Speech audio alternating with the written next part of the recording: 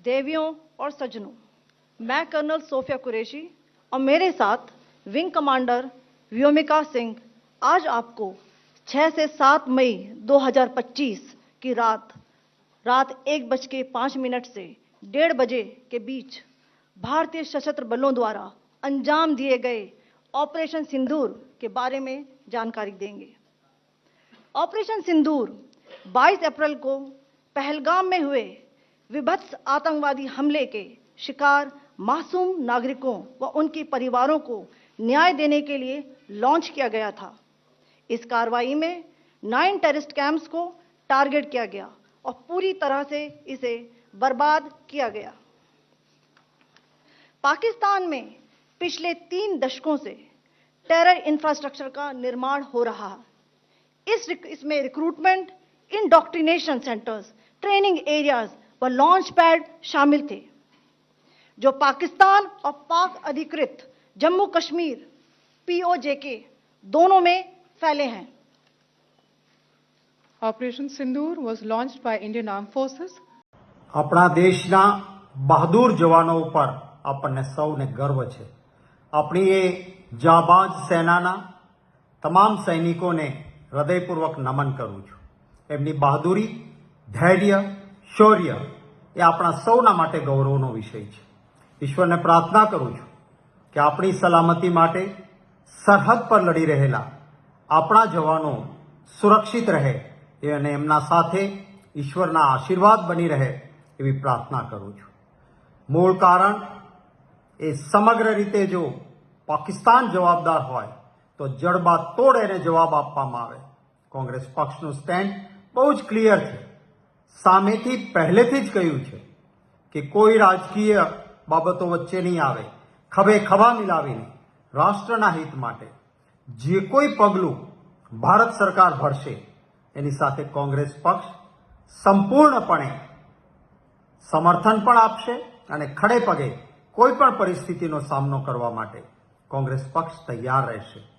હું એક એ પણ વિનંતી કરીશ સરકારને કે એક ફૌજના નિવૃત્ત દેશભક્ત ખૂબ ઉચ્ચ કક્ષાના અધિકારીઓ જે ચિંતા વ્યક્ત કરે છે એમના તરફ પણ સરકાર થોડું ધ્યાન આપે।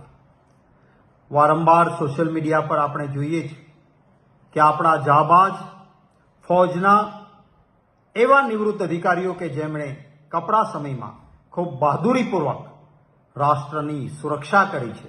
હું હમણાં જનરલ બક્ષી સાહેબને સાંભળતો હતો, એમણે કહ્યું કે આપણી સુરક્ષા માટે માત્ર હથિયારો નહીં, હથિયારો તો જોઈશે, ખૂબ આધુનિક જોઈશે, પણ સાથોસાથ ફૌજની જે આપણી સંખ્યા છે એમાં કટોતી ક્યારેય ન ચાલી શકે। જનરલ બક્ષી સાહેબના કહેવા મુજબ 1,80,000 જવાનોની સંખ્યા છેલ્લા થોડા સમયમાં ઘટાડવામાં આવી છે। સરકારને વિનંતી કરીશ કે બીજા કોઈ કામો પર કાતર મૂકવી પડે ખર્ચમાં તો મૂકીએ, પરંતુ આપણા આડોશી પાડોશમાં જે પરિસ્થિતિ છે, જે રીતના દુશ્મનો આપણી સામે છે, ત્યારે સેનાના ખર્ચમાં કે સેનામાં જે યુવાનો ભરતી થવા માંગતા હોય એમની ભરતીમાં કોઈ જાતની ખોટ કે ઓટ ના આવે। આતંકવાદ સામે લડવા માટે બહાદુરીપૂર્વક આપણા જે જવાનો, આપણા ફૌજના જાબાજ જવાનો કામ કરી રહ્યા છે એમને જેટલા અભિનંદન આપીએ એટલા ઓછા છે। મા ભૌમની રક્ષા માટે જીવ હથેળી પર લઈને લડનારા આપણા જવાનોને હૃદયપૂર્વક નમન કરું છું અને ફરી ઈશ્વરને એ સૌની સલામતી અને કુશળતા માટે પ્રાર્થના કરું છું। જય હિન્દ।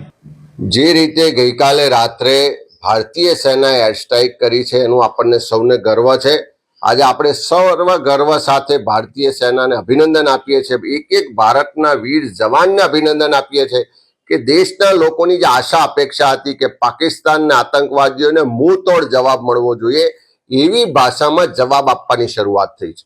આતંકવાદનો ખાત્મો સંપૂર્ણ રીતે થાય એવું આજે એક એક ભારતનો વાસી ઈચ્છી રહ્યો છે। એક એક ભારતનો વાસી ઈચ્છી રહ્યો છે કે જે રીતે 1971માં ઇન્દિરાજીએ એક સ્ટ્રાઇકથી એક ગાને 2 કટકા પાકિસ્તાનના 2 ભાગલા કરીને બાંગ્લાદેશ અસ્તિત્વમાં લાયા એવો જવાબ આજે પણ આપવો જોઈએ, કારણ કે આ પાકિસ્તાન એની હરકતોમાંથી નથી સુધરવાનું।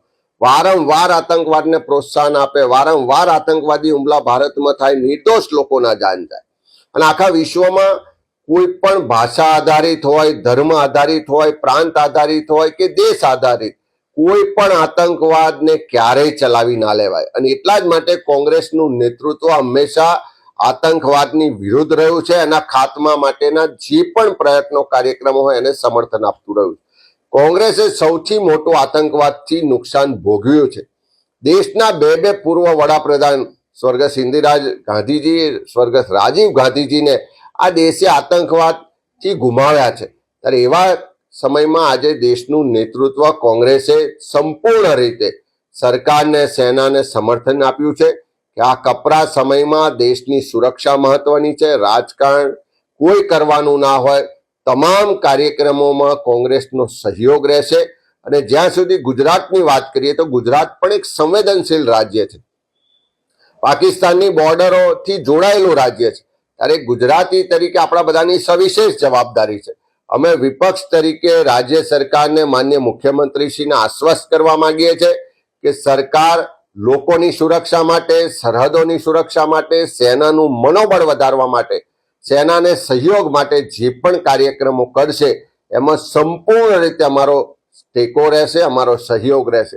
હું કોંગ્રેસના કાર્યકરોને પણ વિનંતી કરું છું કે સરકાર દ્વારા જાગૃતિ માટે મોક ડ્રીલના કાર્યક્રમ આપવામાં આવે, નાગરિક સંરક્ષણ માટેના તાલીમ કાર્યક્રમો આપવામાં આવે કે બીજા કોઈ પણ કાર્યક્રમો જેનાથી સેનાનું મનોબળ વધે, સહયોગ થાય, એવા તમામ કાર્યક્રમોમાં કોંગ્રેસ આગળ રહીને મદદ કરે, સહયોગ કરે. કોંગ્રેસના તમામ કાર્યકરો એમાં જોડાય અને સરકારને પણ વિનંતી છે કે સંપૂર્ણ રીતે એના માટે આગળ વધો. આપણે બધા જ ઈચ્છીએ છીએ કે સેના, આપણા જવાનો જે સક્ષમતાથી, જે તાકાતથી આજે પાકિસ્તાનના આતંકવાદને જવાબ આપી રહ્યા છે, આવનારા દિવસોમાં આથી પણ વધારે મજબૂતાઈથી જવાબ આપે, આતંકવાદનો સંપૂર્ણ ખાત્મો થાય, પાકિસ્તાન ફરી ક્યારેય ભારત સામે આંખ ઊંચી કરીને જોવાની કે આતંકવાદને પ્રોત્સાહન આપવાની હિંમત ના કરે, એવો જવાબ મળવો જોઈએ. અને એના માટે આખો દેશ આપણી સેનાની સાથે છે. આ એક ભારતવાસી આજે સેના પર ગર્વ લઈ રહ્યો છે.